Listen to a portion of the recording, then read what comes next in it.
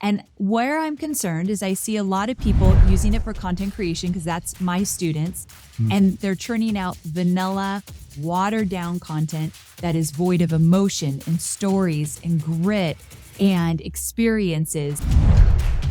Welcome to Beyond Unstoppable, the podcast that explores the intersection of biology, psychology, and technology. Here is your host, Ben Angel.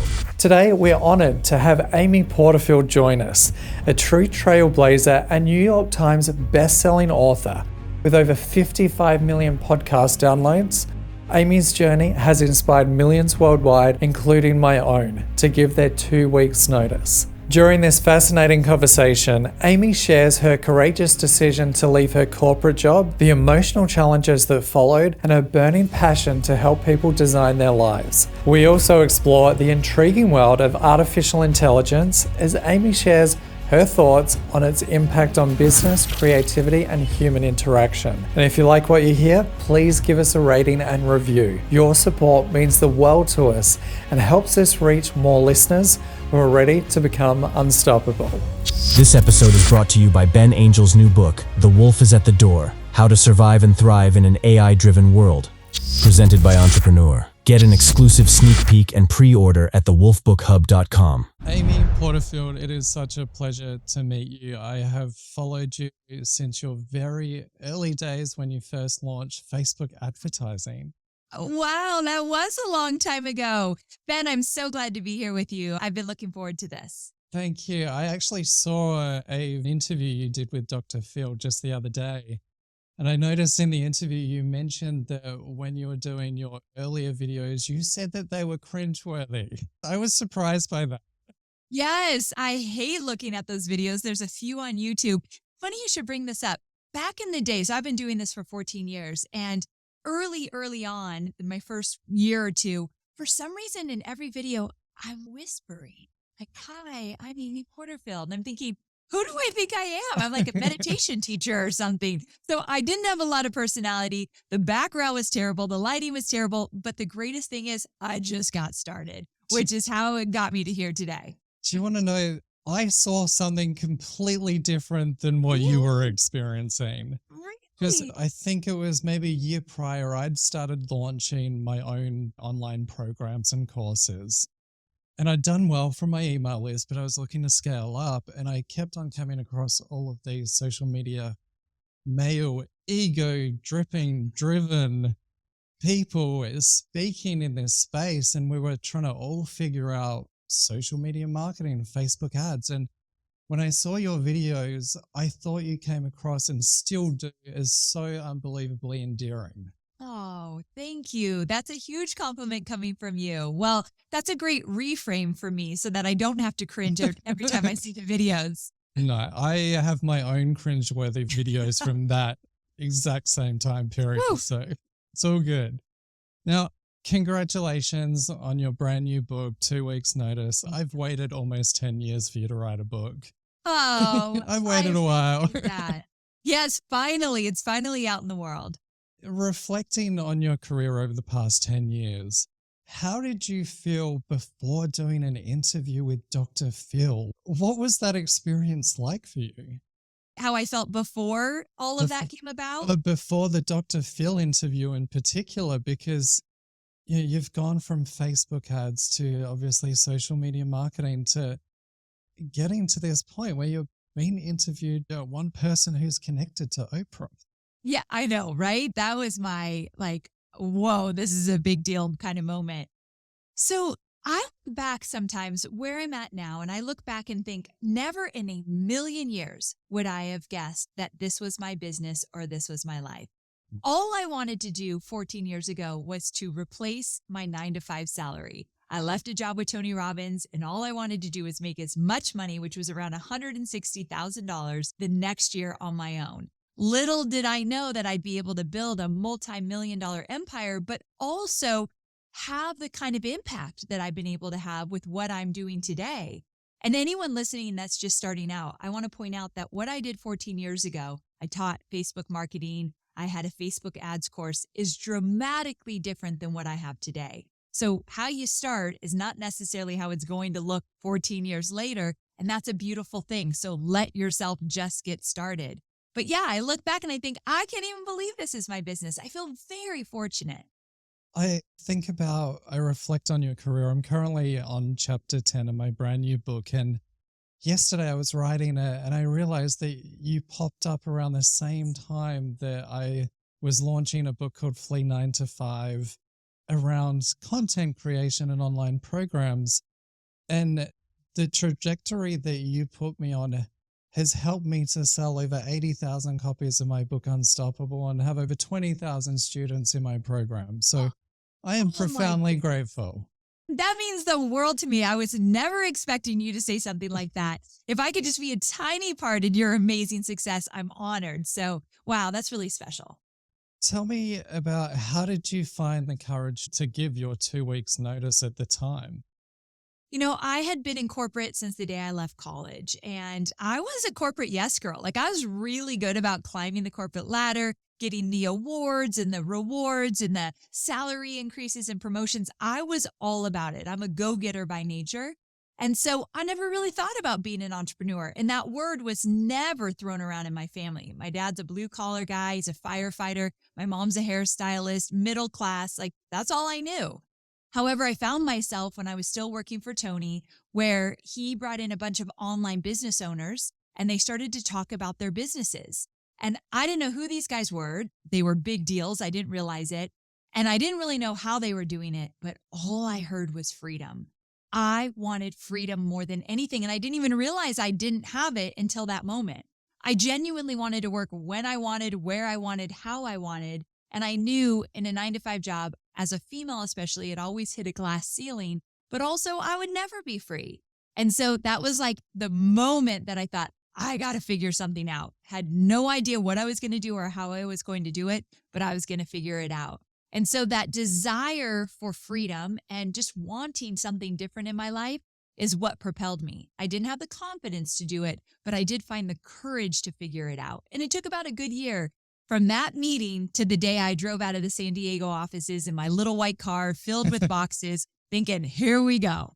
What was it, reflecting back on the car ride specifically? Was it a mix of emotions of, oh my God, I'm so excited, but terrified? Oh, absolutely. Probably more terrifying. It's funny. The minute I drove out, I could remember this like it was yesterday. The minute I drove out of the parking lot, the Beatles song, Here Comes the Sun, came on the radio.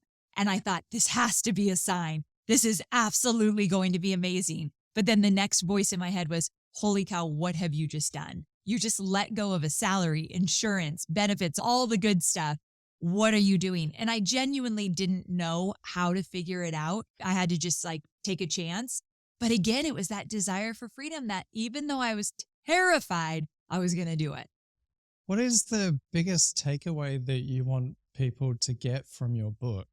Because I'm not sure if you realize it yet, and I'm curious to find out, but even though obviously this book was wrapped up before this whole artificial intelligence exploded, looking at it, I feel like it's written for this particular moment in time where I'm speaking to a lot of 20-year-olds that I'm meeting lately that are actively looking at brand new jobs or becoming an entrepreneur because their companies are introducing AI and they can see that the writing is on the wall for them in the next 6 months. Okay, that's such a great point. I actually never even looked at it like that. But if I could usher people into building their own businesses to protect themselves, I'm all about it. I think about why I wrote the book and who the book's for. And my ultimate goal is to make sure that people create a business and a life by their own design, like on their terms. And that's a really big mission, knowing that so many of us are doing things for other people. We're in jobs for other people. We're taking care of our families. We're not necessarily focused on what do we want, what do we desire. And I really want to encourage people to do so. The book was written for everyone. I think it definitely has a slant for females and female entrepreneurs. And they have a special place in my heart, obviously being one. But I know how hard it is to get out from under that and go out on your own and actually believe that you can do it. The book is meant to help more people realize you are absolutely capable of figuring this out. I tell my own story, and if I could do it, they can do it. But also I tell a lot of stories of other people who have ventured out, never ever guessing this would work for them, but they wanted it bad enough. So I'm hoping it gives people a lot of inspiration and hope that they can design a life by their own design. And I think your impact, I can imagine, on females. One of my close friends, Rosalind, I mentioned to her yesterday that I was interviewing you. She lit up like a Christmas tree. I think she's around 27 years old. You haven't just impacted your generation of female Yeah, that's what I always entrepreneurs. think. Yeah, just my generation. I'm seeing the younger ones that are seeing that inspiration in you. And I think you've had a profound impact because at the time, like I said earlier, when social media marketing was come out, it was very male driven. Yes. And we had, of course, Murray Smith, who I interviewed a few weeks ago, who was incredible, but we also had you. Do you kind of acknowledge the impact that you've had on females through this journey? When you put it like that, I feel like I probably have, and I'm really proud of it.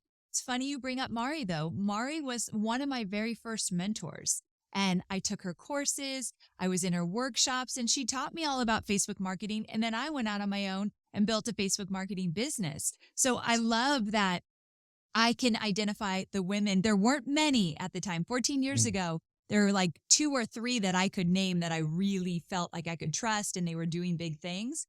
But Mari was one of them. But thinking that she inspired me and that I could inspire others as 27-year-old when I'm in my 40s, I love that. And I do think that that is my mission. Real quick, I want to tell you a story. I did a podcast years ago where I talked about making my first million. I had my first $1 million launch, and I talked about it on my podcast. And there was a woman that was listening. And at the time, she had made, I think, $300,000 with her products.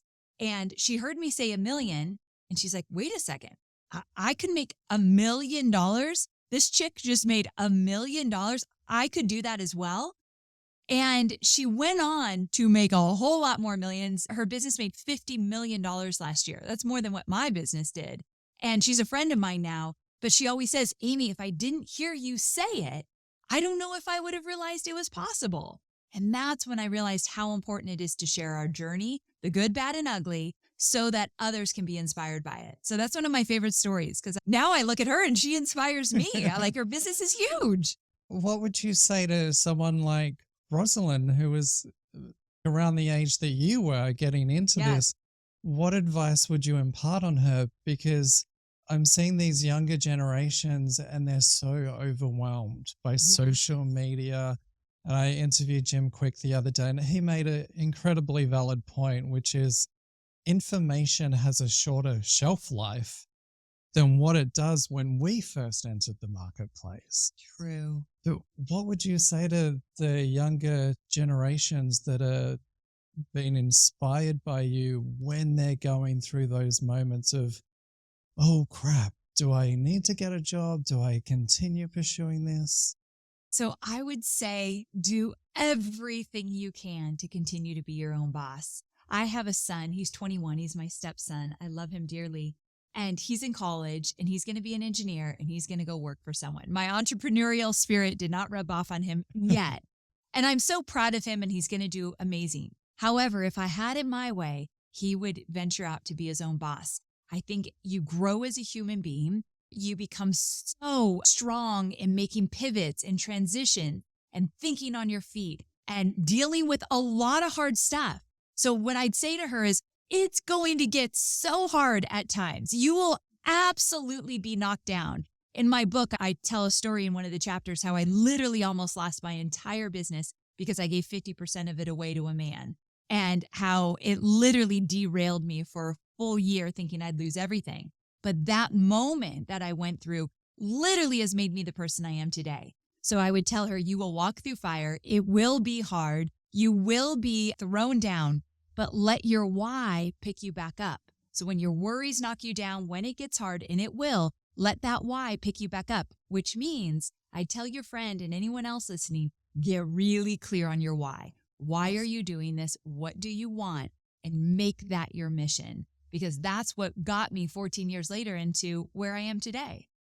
What were the moments where you had to dig deep, Mm. like really deep? I mean, it's so funny that you bring up the business partner. Around the same time I came to know you, I was also exiting a business partnership and Oh, wow. getting the other 50% of my business back. So You it's, know. I know.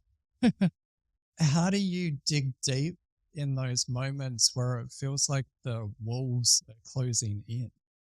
So the first thing is I see people share everything on social media while they're going through it in the moment.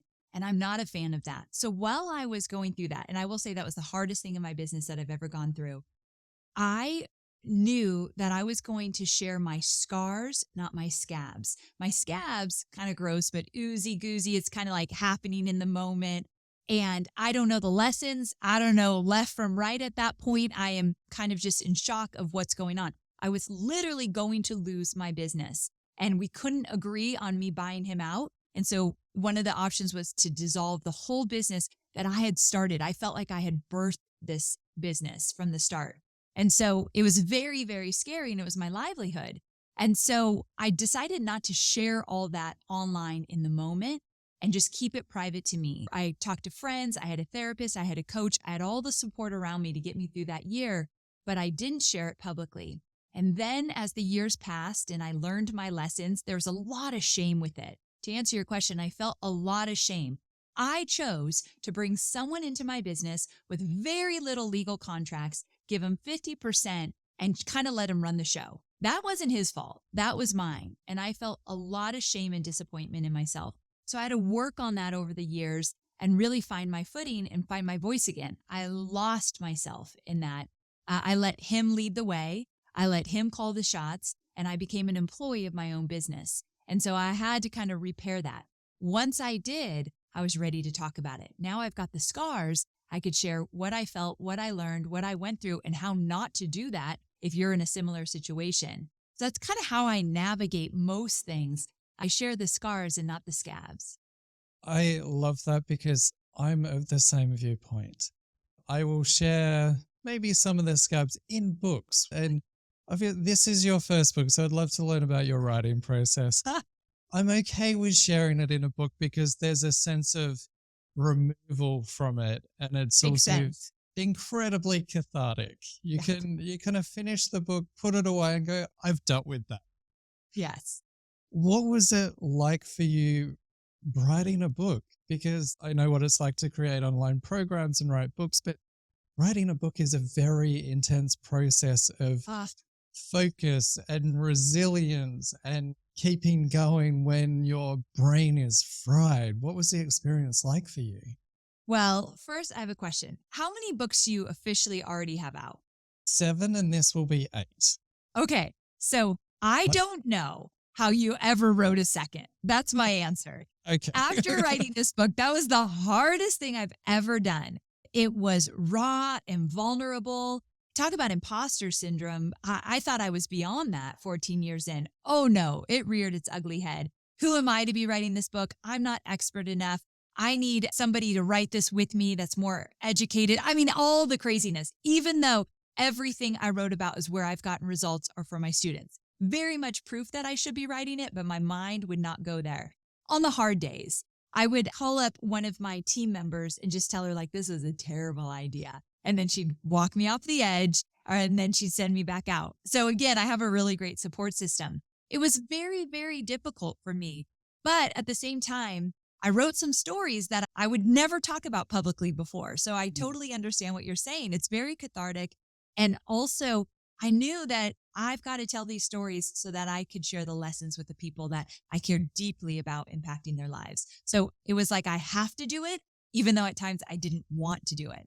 But again, writing the book and launching it, hardest thing I've ever done. I have no That's- idea how your mind is okay with doing 8 of them. I give you all the credit in the world. I think it's part crazy. I do It was- too. And you're talking about your experience with it. I had a moment with chapter 9 trying to wrap my head around artificial intelligence, and my head was ready to explode.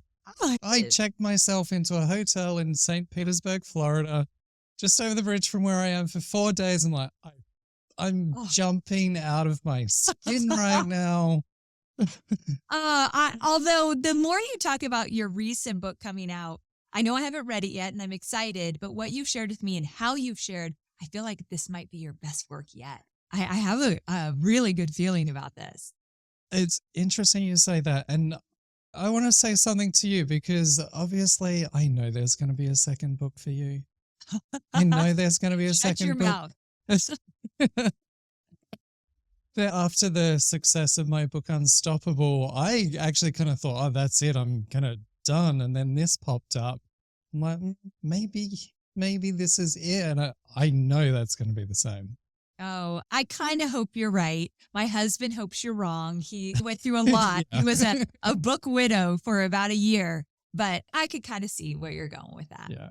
So I want to shift the conversation to artificial intelligence. And I know this is a very brand new topic. Everyone I've interviewed, from magazine editors to I interviewed Jim Quick the other day, the brain and memory expert, everyone is still, I believe, in the process of incubation. Yeah. We're not necessarily at illumination or verification that it's entirely good. I'm trying to find that in the research that I'm doing, and it's been a challenge. What has your raw, unedited reaction to some of the developments been over the past, 8 months? Right.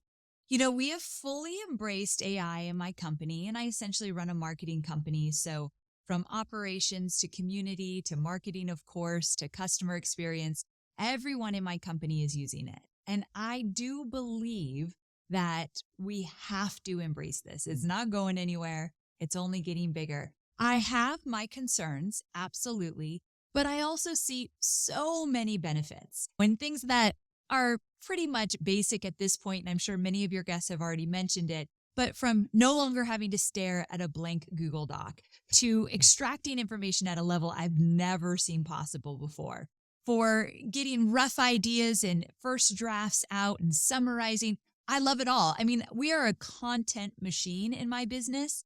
And so we use it for all of that. And I do not think it will ever replace the human engagement or human creativity.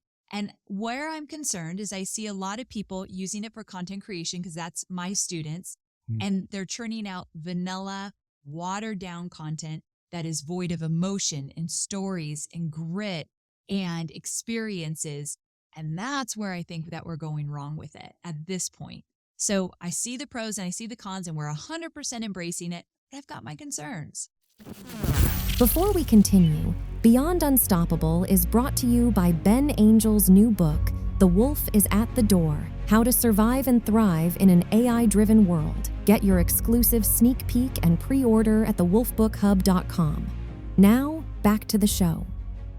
Yeah, I tend to look at artificial intelligence, and the reaction that people are having is incredibly visceral. I mean, one of my close friends, he works in national security, and don't even get me started on their concerns. I bet.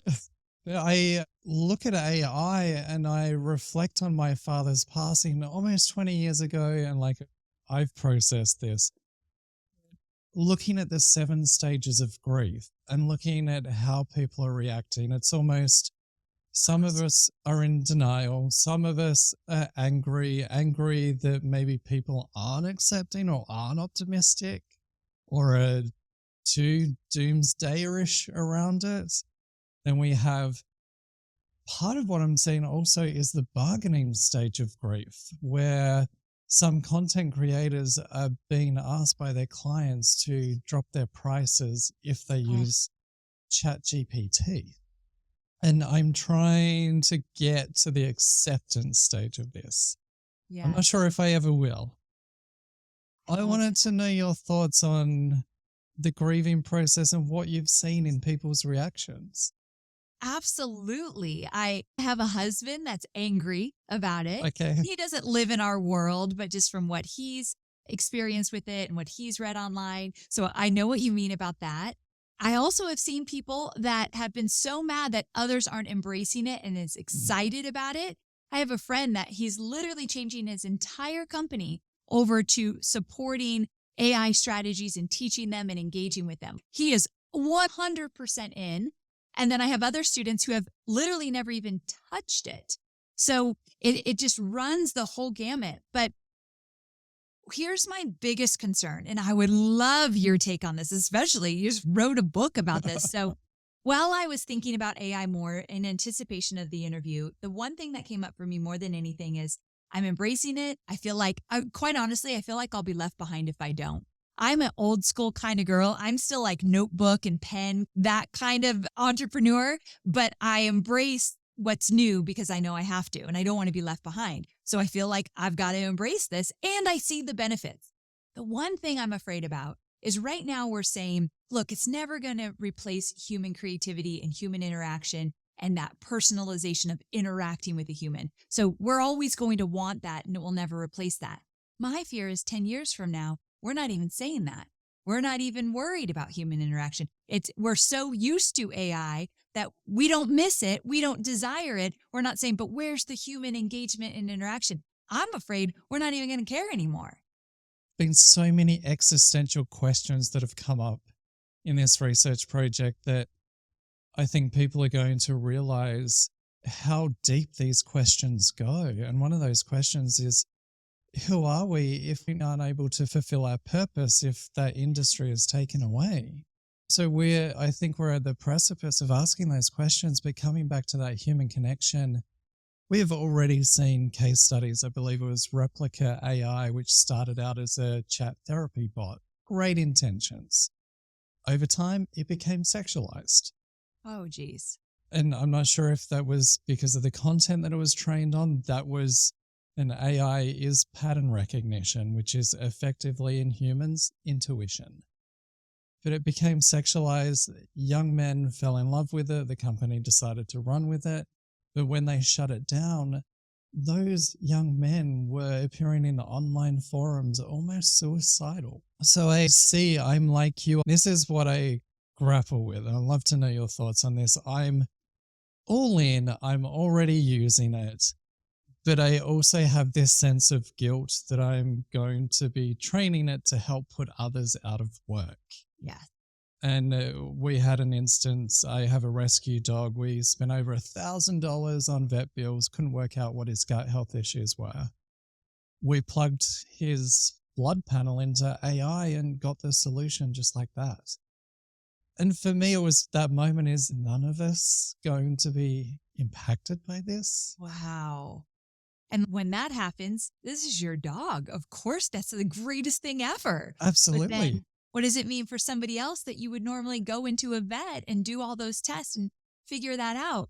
You are so right. Are we contributing to a point that is going to be at someone's demise? And I absolutely think we are, because I read so many articles and engage with it so much, and I keep hearing that it will never replace that human creativity and connection.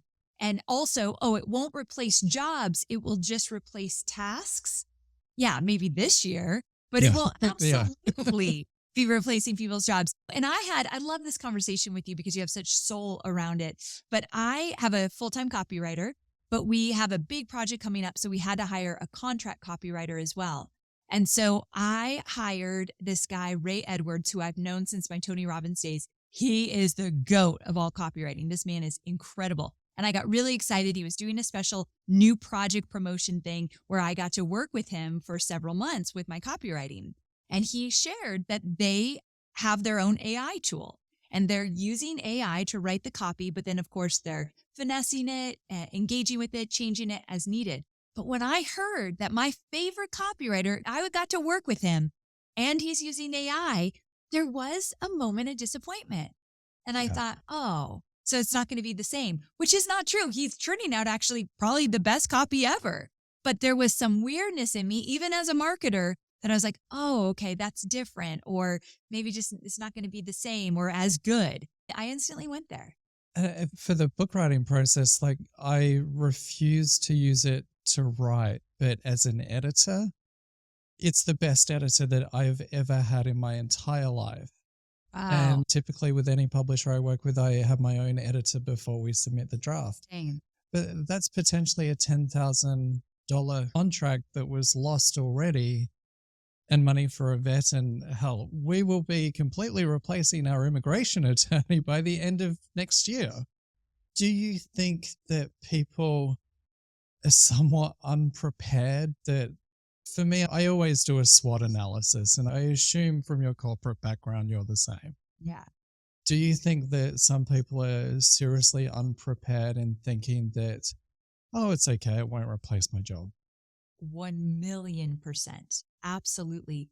And I think it's going to start with a lot of jobs that aren't super creative. And so a lot of businesses and jobs that you don't necessarily need to use Chat GPT to do your job, although it could do it, that they're not using it. And then all of a sudden that it's going to replace them. I don't think they're actually taking it as seriously as they need to. I think it's going to start there. And then with the more progressive companies, I think it's going to be a slower rollout. But yes, I absolutely do. And it makes me so sad that they are so unprepared. And it's not their fault. They're not even in an environment probably that they would think to engage with Chat GPT. My husband, so my husband is also a firefighter, but he retired when we moved from California to Nashville. So it's about 2 years since he retired. He is not into technology. He's not very techie at all. When I first met him 14 years ago, I taught him how to text. Like, that gives you some context. Okay. Yeah. So he doesn't use it per se. He just knows about it and studies it enough. But he'd get lost in the mix quickly because it's just not something he naturally would go to. So like you and I, we live in it. But there's so many people that don't, is my point, that are going to be really struck by it at one point or another. How are you yourself adapting to this rate of change? I mean, I've written so many books, and some books I've written 70,000 words in 30, 40 days. When I'm in the mode, I'm in the mode. But this has been the hardest book I've ever written. And part of that is because the information is moving so fast and it's becoming invalidated so fast. It was only at the start of the year, people are saying, it'll never replace human connection. And then we have a study from doctors that the patients preferred the AI over the doc. But let's be real, that's not hard with, That's true. with the field of doctors. How are you yourself keeping up with this rate of change? It's almost like we're trying to put a stake in sand and there's a tsunami coming. Right.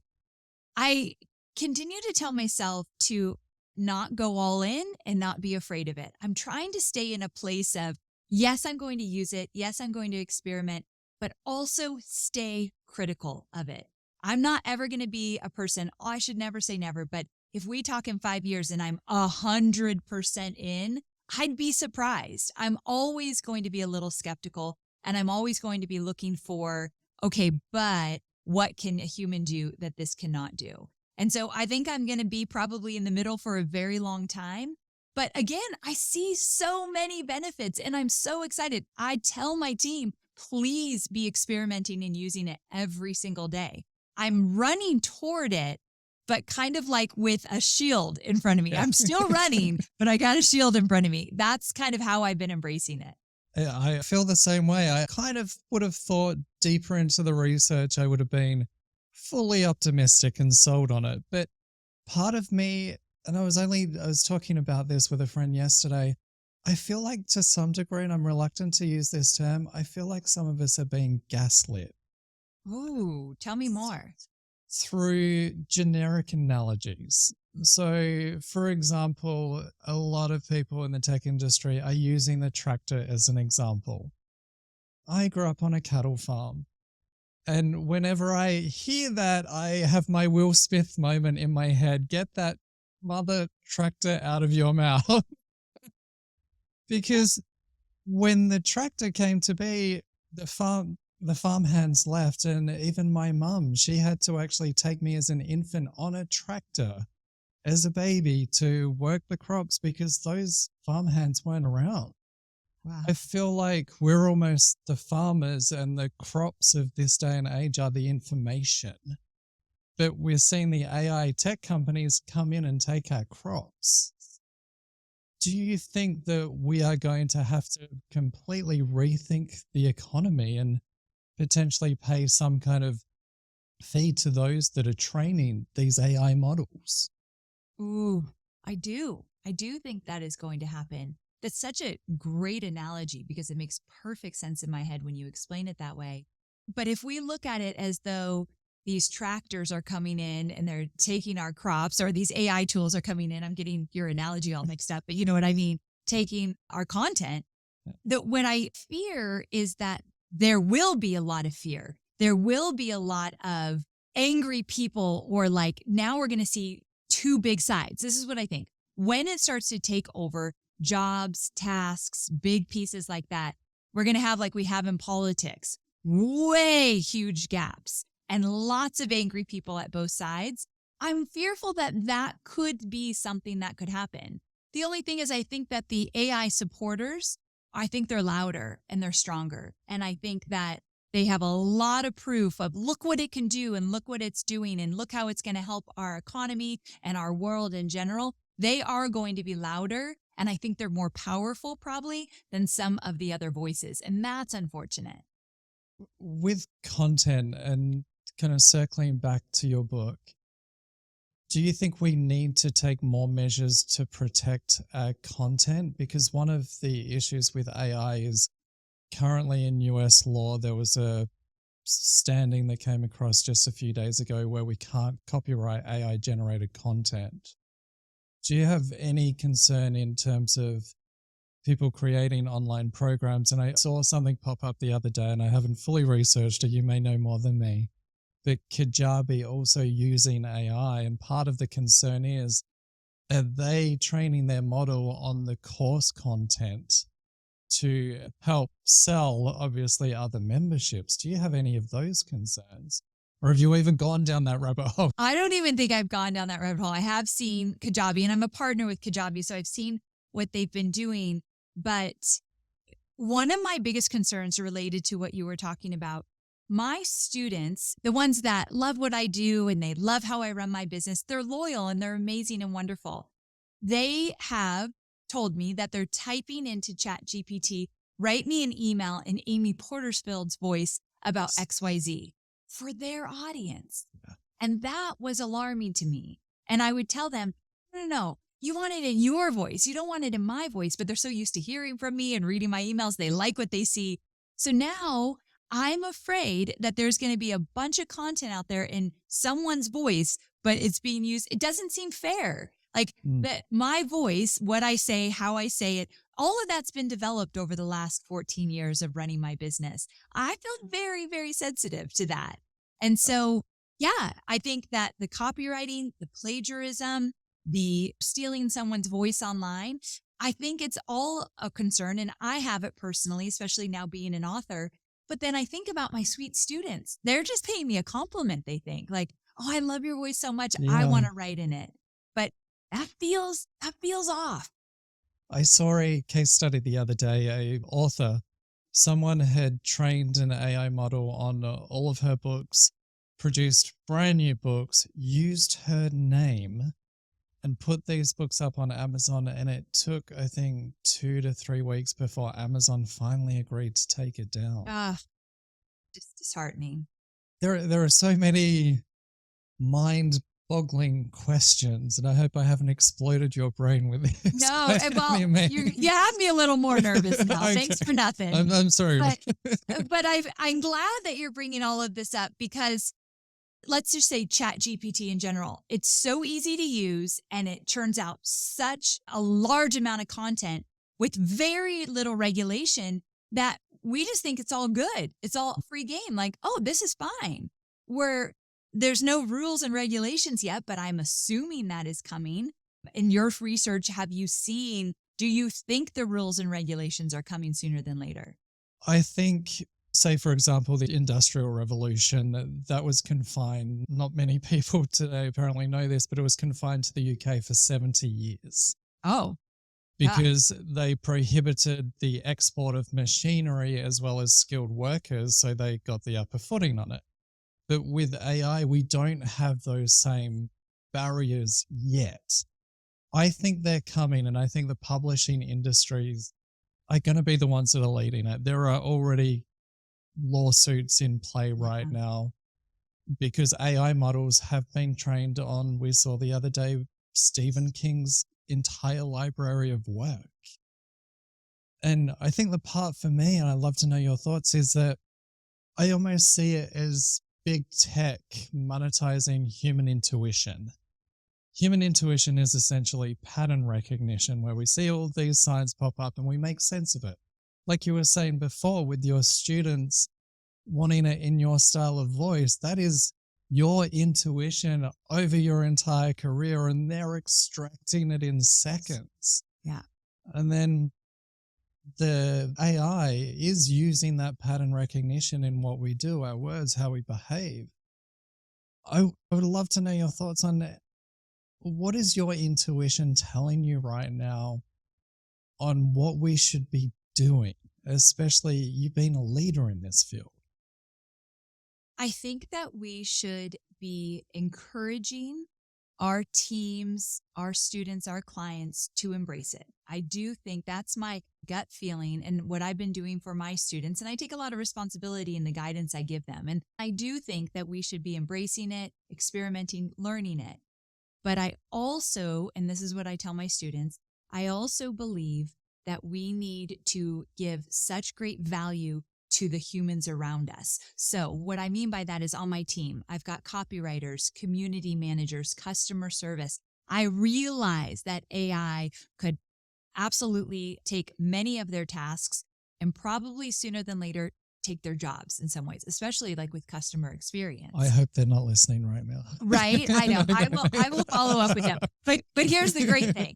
I personally would never let it happen. One of my favorite employees, I shouldn't say that. I hope they never listen to this now. One of my favorite employees, he is the director of customer experience. And today is his 4th year at my company. And I sent him a message before I got on here, letting him know how much I appreciate him and enjoy working with him. I can't imagine a day in my business without that man. He's just incredible. So no matter, in my opinion, what AI will do, he will always have a place with me because I know him, I value him, I see his heart. Compassion is a value in my business. We've got a set of values. Compassion is one. And I just will never believe that an AI tool can take over all of his amazing qualities. So my point being is I put more stock in my employees. I value them more. I see what they're bringing to the table so that I don't lose sight and think AI could just replace their jobs. I never want to be that leader, ever. And I say all this now, but Ben, I'm scared that in a couple of years, you're going to play this and be like, she was so dead wrong or she was so misguided. But this is just my gut instinct now. That's why when you invited me on here, I was like, I don't know, because this whole topic makes me nervous. The human connection, the relationship you have with your favorite child. I'm having a lot of interactions. There are so many amazing young people that have recently moved to Florida in their 20s. One thing I've noticed is A, they don't have coping mechanisms. And B, now that they're digital nomads, they're extremely lonely. So I tend to set up in the clubhouse where I work and I do my best writing. And every day there's like 3 or 4 of them come down and I feel like the old grandpa in the jet. It's almost, do you think that we're going to go through a phase of maybe several years before we go, oh, what have we done? Yes. And maybe start to circle back. I wonder. I love that you said that. Like, I haven't heard anyone talk about AI the way you do. So I'm really excited about your book because, yeah, I do believe that we might be a few years in and think, whoa, whoa, whoa. And I can see a huge campaign happening where a big group of people are looking to pull it back and say, enough is enough. This has gone too far. I do think that we're absolutely going to have that. I think it's important, though, to have both of those perspectives. Sadly, it's become like the vaccine debate. It's become one of the hot topics where we need to see this in black and white. This isn't just straightforward. Amy, with your book, first of all, I say this, and it sounds weird to say, I'm so proud of you because I'm just following your career. If it sounds weird coming out of my mouth, but I'm proud of you, of everything that you've done. Thank you. What does the next few years look like for you?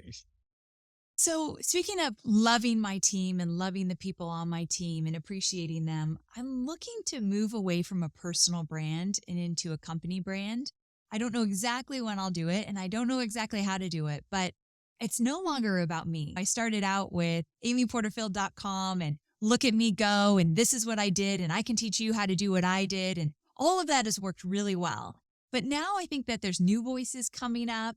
I'm getting older and I want to shine a light on these new voices, but I'd love to be the leader of that. I always love to be the leader and be the boss of things. And so I think it's time for me to make that transition. I'm very nervous about it, but our courses do amazingly well. They help people. And if we can get out there in a bigger way, because it won't just be me doing all the talking and teaching, I'm excited about it. So yeah, we're looking to transition to a company brand. Awesome. Thank you, Amy, so much. I've waited over 10 years to meet you. Oh my goodness, This is cool. This is so cool. I love that we got to connect. Congratulations on your upcoming book. I am going to be one that will shout it from the rooftops. I'm very excited about it. And thank you for having this conversation with me. I was genuinely nervous because obviously I'm not an expert and I'm not a super techie kind of person, but the conversations you're having are important and I'm just really honored to be a part of it. Learn more about Amy Porterfield at amyporterfield.com. And if you haven't already, subscribe to Beyond Unstoppable and visit thewolfbookhub.com for your exclusive sneak peek of The Wolf is at the Door.